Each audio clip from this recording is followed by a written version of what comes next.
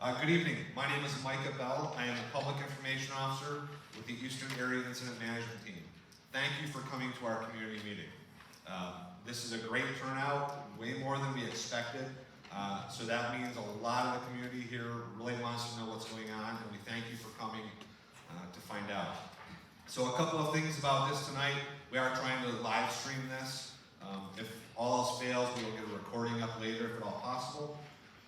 We're going to not take questions during the first half of this while we have our presenters on stage.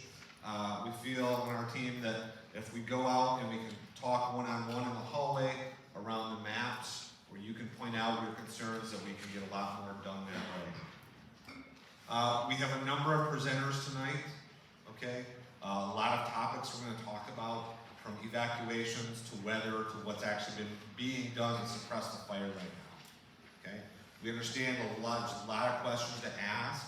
If we don't get to your question tonight, or there is something that you realize later you have a question about, we have an email address. It's pretty simple. It's 2025.camphouse@firenet.gov. The easiest way to find that email address is open your favorite internet browser, search function, whatever, and type in the words InsoWeb, so it's like incident, but I-N-C-I, web, and then Camp House Fire, and that will get you to our InsoWeb page. That is a website dedicated to our fire. There's also one for the Jenkins Creek Fire. Both of those are updated daily with maps and other information about the fire. So if there's something that you think about later, you can go there. Our email address and our phone number is also on that site. So we're going to start out things tonight with Sheriff Ramsey from St. Louis County, and he's going to talk about evacuations and road closures, because I know that's probably one of the biggest questions folks have. Sheriff? Thank you. Nice to see everybody here tonight. I hope you're doing well. Obviously, the last week has been taxing and challenging for many of us, and I just want you to know the Sheriff's Office has been doing our best to make sure we meet everybody's needs and communicate everything that we need to around evacuations and road closures. We've got a great website where it live time shows the current evacuation zones. There's 3 different zones: ready, set, and go. Ready is your first warning. Set is, get ready to potentially go, and then go obviously is you're in danger. We first applied that in the Brimson area with the Camp House Fire last Sunday when that thing took off, and for the most part it worked fairly well. The fire spread so rapidly that obviously there were challenges with that. But as the week went on, the web page got up and the road closure page got up. So if you go to the St. Louis County homepage, it's right there on the front. It talks about evacuations and road closures. So those are kept up to date in real time. You can check anytime. Also, you can always call us if you have a question. But the road closures have greatly reduced. The one thing I want you to keep in mind with this is, any one of these fires are a major fire that takes up an immense amount of resources. The fact we had 3 large fires was really challenging for all of us, personnel-wise, and just managing these scenes. So the 3 Lakes Road that fire is, pretty much all contained. The DNR is really winding down and getting out of there. We'll keep a small team there to monitor that, but those roads are all open around there. As far as Camp House, Brimson, Highway 44 is still closed, with a lot of those side roads, obviously, that feed into it are closed as well. These road closures are evaluated daily, and it's not just a decision made by one entity. It's all those involved. It often involves, what does the fire service need for access, and how often are they using the roads? Are they stopping on the roads? Do they create a potential hazard if we were to open that road up to normal traffic? All those things are considered whether or not to open those roads up. Obviously, we want to get them open as soon as possible, but because of we've got hundreds of firefighters here and a lot of fire trucks and rigs, so it's not just possible to open these up given the amount of equipment we have. Never mind the 18-wheelers with large Caterpillars, bulldozers, and everything that has also taken up a lot of these roads. So 44 will be closed. We'll review it every day. We're going to talk about it again tomorrow. We'll see how it's looking in consultation with their partners. That's obviously a major highway. We opened up 16 today, and I think that's gone without any problems. I know there's a lot of commuters that have been asking about that. They go to Silver Bay and vice versa from this area. The other one we get a lot of questions on is Forest Road 11. That is a key road currently for firefighters. There's a lot of 18-wheel trucks because of bulldozers that they've been pushing in there and other heavy equipment. So that road is still closed, and there is a lot of firefighters in there right now. A lot of them are stationed right out of it. So that will remain closed for the immediate future as well. The evacuation zones, we review that with fire again and weather staff daily, and those are changed and modified as the time, as that information comes in. Obviously, we want to let people get in, back to their homes as soon as possible, but there's a whole bunch of factors, primarily being your safety, that how those are decided. So we will be back behind the auditorium if you have any questions. We got a few of us here and happy to talk more at that time. So thanks for your attention. Thanks for being here today. Thank you, Sheriff. So like I said, we have some maps outside. The best way to check those evac statuses is daily on that website. I know some folks don't necessarily have internet access. You can always call us and we can walk you through it as well. Next will be our representative from the Minnesota DNR, Matt Wappler.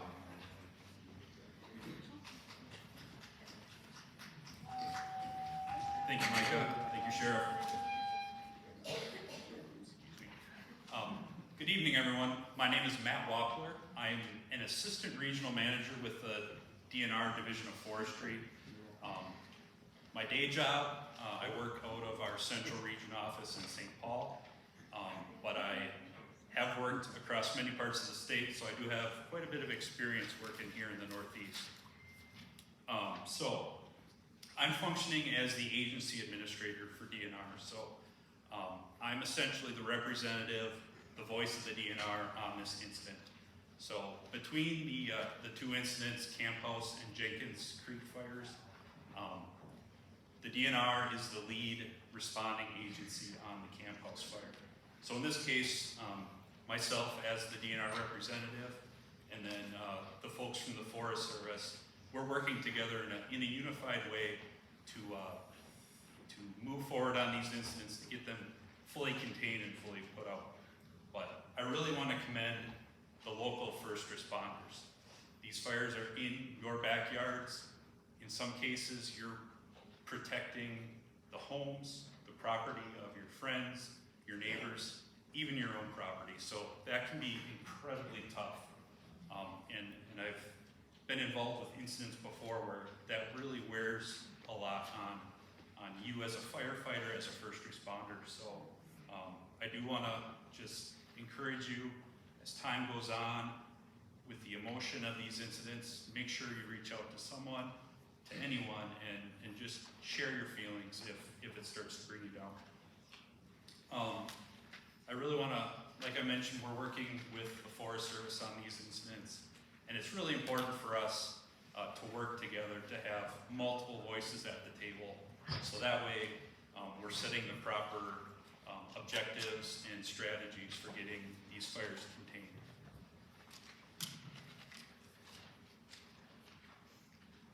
So overall, there's, with fires of these sizes, not one single organization can effectively put them out. So that's why we brought in the incident management team to help us manage these fires, and that gives us the opportunities to bring in resources from all across the country. So if you haven't seen the fire rigs driving around the areas or in town at the local cafes, getting fuel at the hotels, we have folks from all across the country, and they're professionals.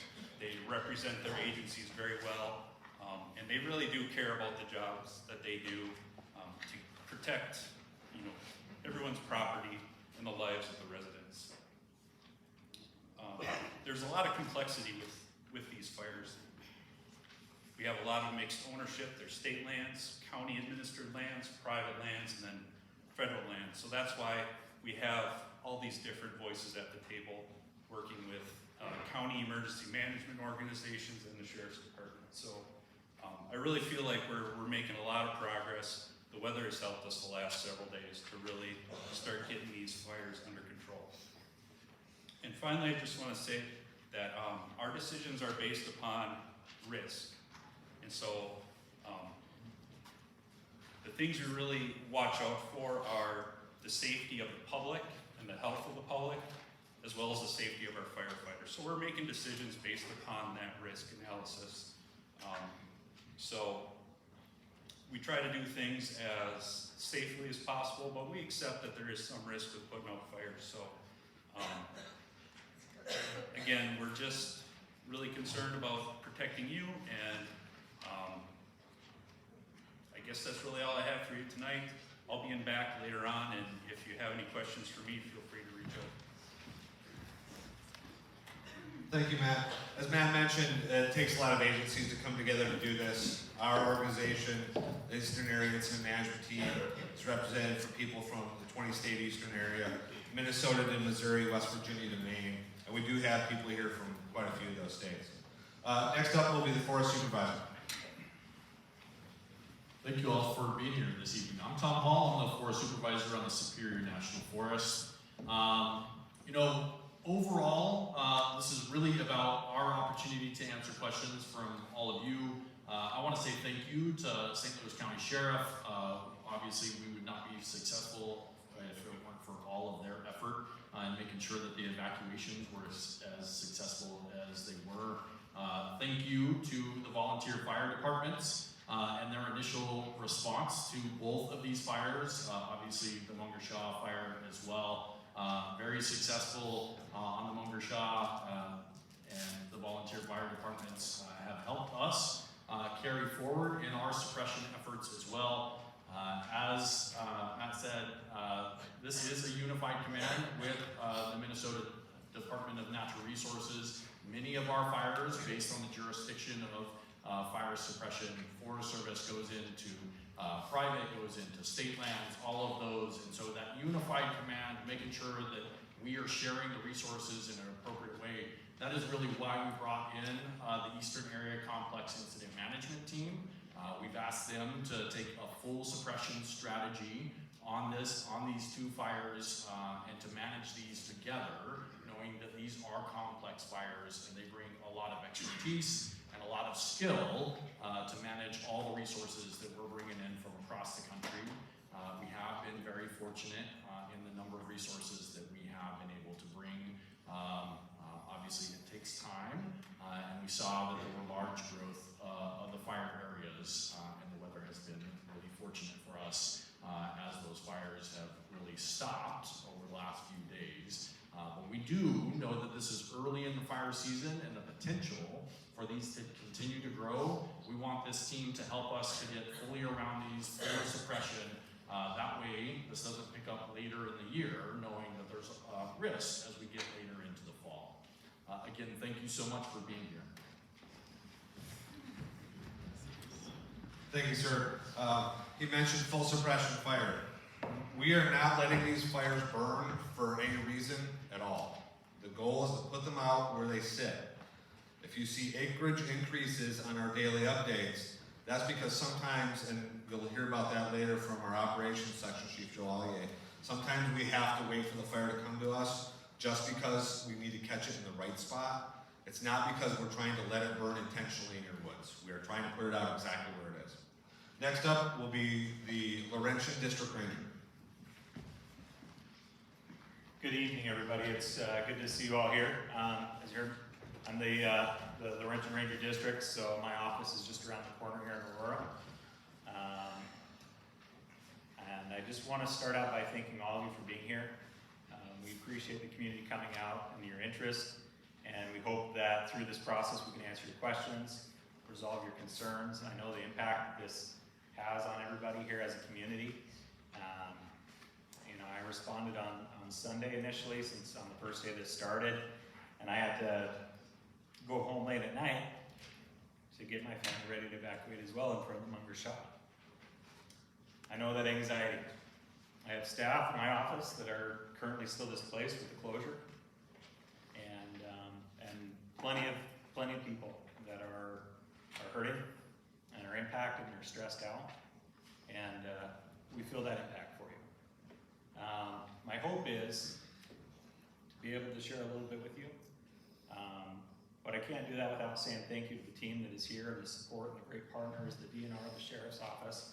I'm not going to do credit and name everybody that's been involved, but what wonderful partners we've had to work with. And in spite of the aggressive fire behavior we saw, I would not hope for any better team to have helped us address this emergency.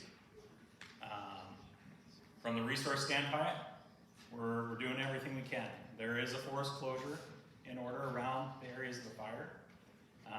Safety is paramount and first for us, but we do look to be able to open those access areas too as soon as it's safe to do so, and we're assessing that on a daily basis to be able to get you guys back in there and enjoying your forests. At the same time, the fire itself and the suppression activities, they have impacts on the forest. And we have our folks out there doing their best to assess what those impacts are and make sure that we're getting those addressed in the best possible way. We're identifying areas for potential timber, where timber can be salvaged, where it was damaged, so that those resources that are still viable economically can be put to use. That we can identify the impacts to roads and accesses and things and make sure as all this heavy equipment's out there putting an impact on it, that we leave them in a good place for everybody to be able to get in there.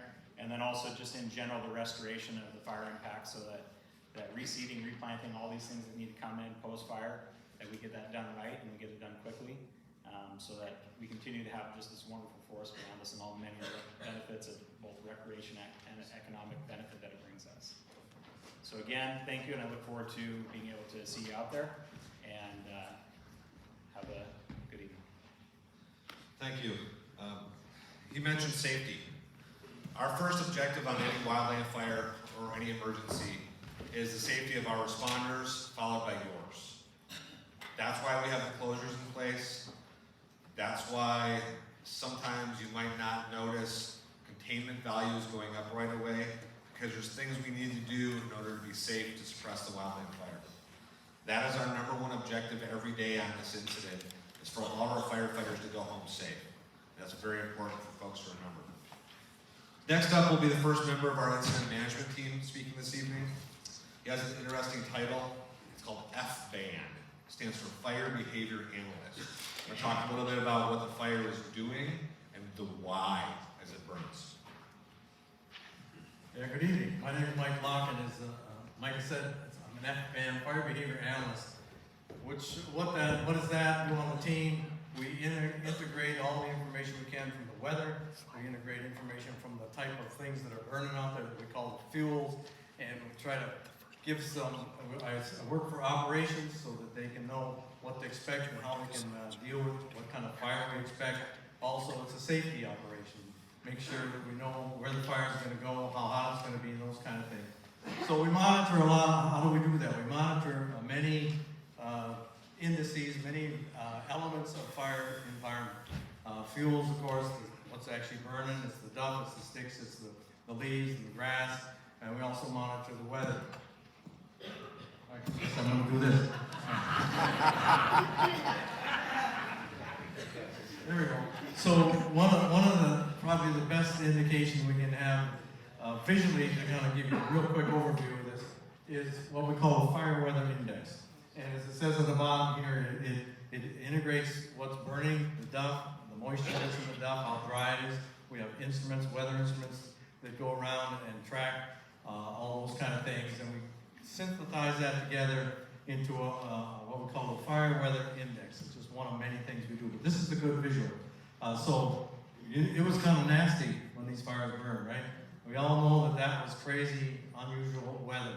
And this map shows what the fire weather index was May 11th when these fires took off. And so the number probably doesn't mean anything. Colors are always good. So what happened after that? I'll just click on the next one. Check the number there. It's number 25. That was the fire weather index. If you can advance that slide. Okay, this back up on 15 was just before we had that rain. It was Thursday, and the big front came through with strong winds and lightning. We got on the fire maybe just under a half an inch of rain. And so next slide on the 18th. This is the indices after the rain, which makes sense. Got the rain, things kind of slowed down. Hasn't rained much since. Pick it again, please. And this is where we are for tomorrow. We're back up to 16. We're starting to dry out again a little bit. We got these very strong winds. Just for interest, the reason we got the strong winds is there's a low pressure in Iowa that's moving to the south. There's high pressure from Canada, and we're getting squeezed in between, making this really gusty winds. You saw the slide says we have a fire weather watch out for tomorrow. It's because of high winds and low humidity. We're talking 24%. Is it going to be as nasty as it was before? What happened between the green and the orange on that map, between the fire and the rain? Number one, we had rain. Number two, we had a lot of hard effort on the ground. Put the fire out, put lines in, squash it down. They're out there now finding any hot spots that are showing up with the wind. And so the footprint and the condition on the ground where this fire is way different than when it was rocking and rolling. And that's the point I want to bring up. So we're monitoring that. We expect some drying weather to come. We got this green up. We can click that again. We got green for us right now without rain is just a color. Things will still burn when it's green.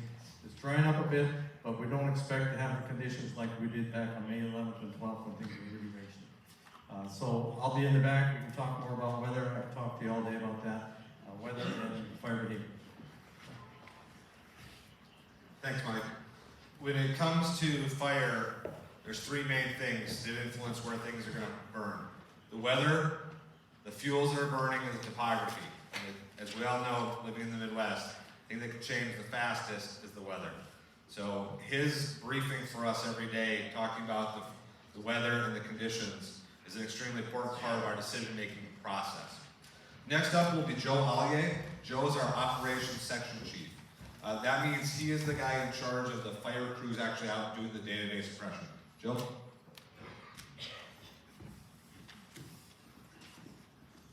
Good evening, everybody. Hope everybody's doing well. And so we've got this really busy map up here, kind of confusing if you're not used to it. And so we're going to break that down real quick before we kind of go what's going on out on that fire line. And we see these numbers and these letters out here. And so those are divisions. So Division Alpha, that's a geographical location out on the landscape where we have a set of folks out there doing a specific job as it pertains to fire suppression. When we start looking at the branches, those are bigger area of commands, so we can break up the areas for different levels of really oversight. And so when we look at the strategy, as Tom was talking about, for the both fires, for branch 1 and branch 2, it's a full suppression strategy.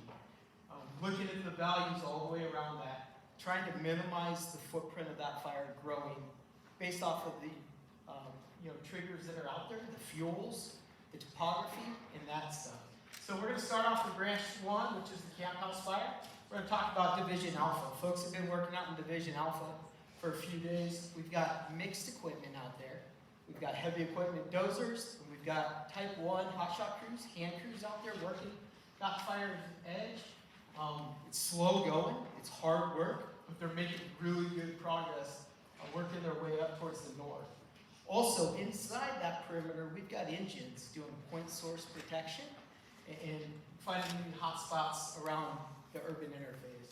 As we move up out of Alpha and move up into this Kilo area, a lot of the same tactics, using heavy equipment and hand crews to put in lines.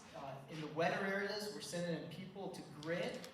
And so they're beating the brush, they're running chainsaws, a lot of hard work, but folks are making really good progress in there. And then as we come down over Division Tango, a lot of the same stuff, same set of equipment. One of the pieces of equipment we're using out there right now is drones with IR. The last couple of days, the weather hasn't given us the ability to fly aircraft. So we're using IR capability with drones to locate hot spots in there so we can send folks to where those hot spots are shown through the IR. Camp house fire is looking really good.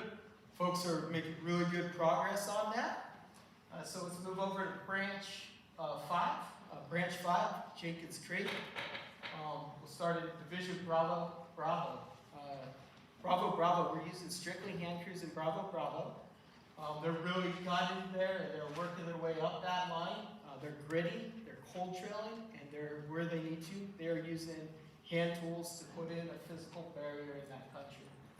As we get up to the top, around the bottom of Juliet, we've got the community of Skybell. We actually have up the 795 road, some timber equipment, putting in a shaded fuel break to protect that community. We also have crews up in that area, working right on the edge of that fire line. As we get farther up into Juliet, that is some tough country. It's remote.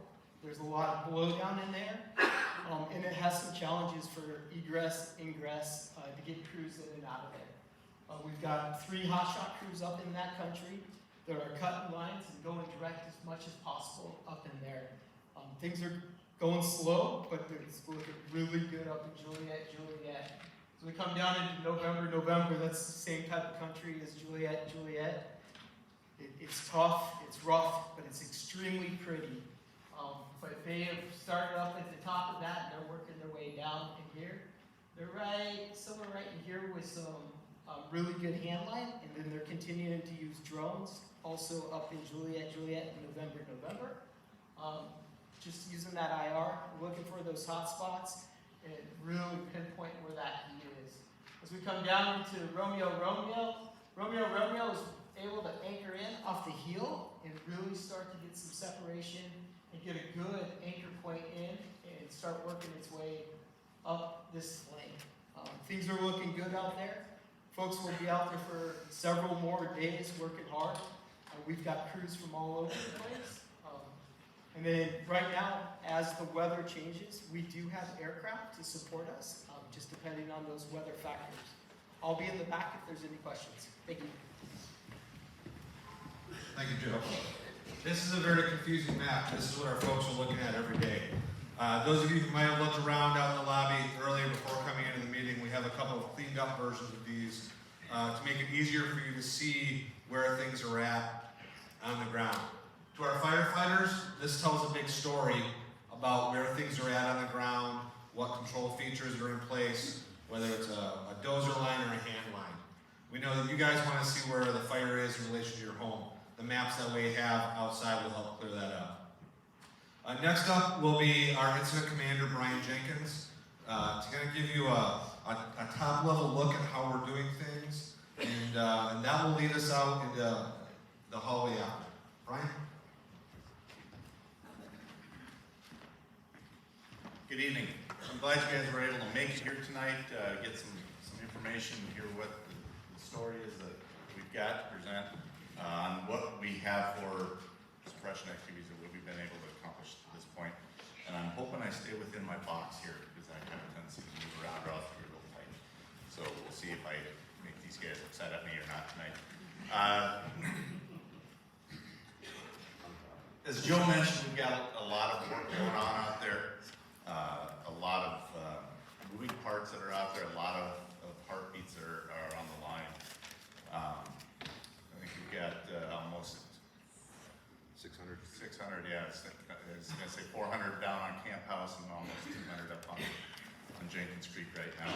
And we're moving those resources around in the appropriate areas as we need them. But that's a lot of people that are out on that line, putting in work in some very rugged country and hazardous areas. So that's one thing that we are always aware of as we are making assignments for folks. What can we do to help support them, both logistically and with safety-wise? We don't want to put anybody in a bad spot. This last few days, the weather has really been a help for us. With the colder temperatures coming in, some precipitation, really gave us an opportunity to make a lot of good progress on the fires. And we're continuing to make that good progress. Today was a little bit windier. It actually is a good thing for us. It helps us test our lines that we've put in. So we can, if we start seeing things come up and start smoking up again, we know we gotta go back and do more work in that area, and that's actually a good thing for us after we've gotten it suppressed in that area. Tomorrow is going to be another windy day. We're going to continue to monitor those winds. It may be a little on the drier side tomorrow, maybe a little bit warmer than it was today, but right now, when I drove up today, I didn't see anything for smoke coming up. So I think we're sitting in a really good spot with these winds coming up here again tomorrow. We'll continue to monitor that, and we'll continue to put in more hand line and suppression line. Get those UAS drones up so we can start continue working with the infrared so we can pinpoint the hot spots. You know, while we're here, we really strive as a team to make the community feel good about where they're at with the fire. We don't want to leave, when we leave after our time here on the incident, we want to have the community, you folks, having a good taste in your mouth of what we did and how we responded to your community. We come here because somebody's having a bad day. And that was a local unit having a bad day. They were overwhelmed. We were able to come in and help out with a little bit higher level group than what the local unit had. But they set us up. The work that they did those first couple of days was really good work, and they set us up for success. And we're just continuing to build off of that. As we start moving to a closing point of our time here on the fire, we're hoping to get it back to the point where we can give it back to the local unit as a Type 3 organization and start winding things down for them. So that's really what we're striving to do here in the next couple of days before we time out. We've got another week, 8 days while we're here. So that's the big focus for us as we continue moving things forward and hoping that to put you folks at ease a little bit on where we're at with the fire and how it's affecting your community. But I think with that, we'll close and give it back to Micah. Thank you, Brian. Normally when we come to an area, and this team travels across the country, Oregon, we've been in California, Southern California fires, Oregon quite a bit last couple of years, different parts of this country. Normally we say, you know, that our team is coming in to help your community, and then we're going to leave your community, and you're still here while we leave. In this case, many members of our team are from this part of the country. So in a way, we will still be here with you with these fires for a long time to come. We're going to wrap up the formal portion of the presentation now. We have maps on the walls out in the lobby, and our staff from the incident management team, the Forest Service, and the DNR will be out there to answer your questions. Like I said, we did have a little tech failure. We will be doing our best to get this posted online tomorrow. I received a text message. There were 900 people waiting online to watch this meeting tonight. So that says a lot about people wanting information. That says there's a lot of people out there that love this portion of Minnesota and the forests here. As you look for more information from us, like I said earlier, use your favorite internet search tool. Search for INCIWEB, INCIWEB, and Jenkins Creek Fire or Camp House Road Fire, and that will get you to our websites. Additionally, the Superior National Forest has been sharing the information we put out. We are talking with all of the news media multiple times a day, so if they're putting something out, it probably came from us within the last 12 or 24 hours before that message. So I would like to thank everyone for being here tonight. I know some of you probably drove quite a ways to get here with the closures. Thank you very much. And please interact with our folks, ask questions, and I hope we can meet your information needs this evening. Thank you.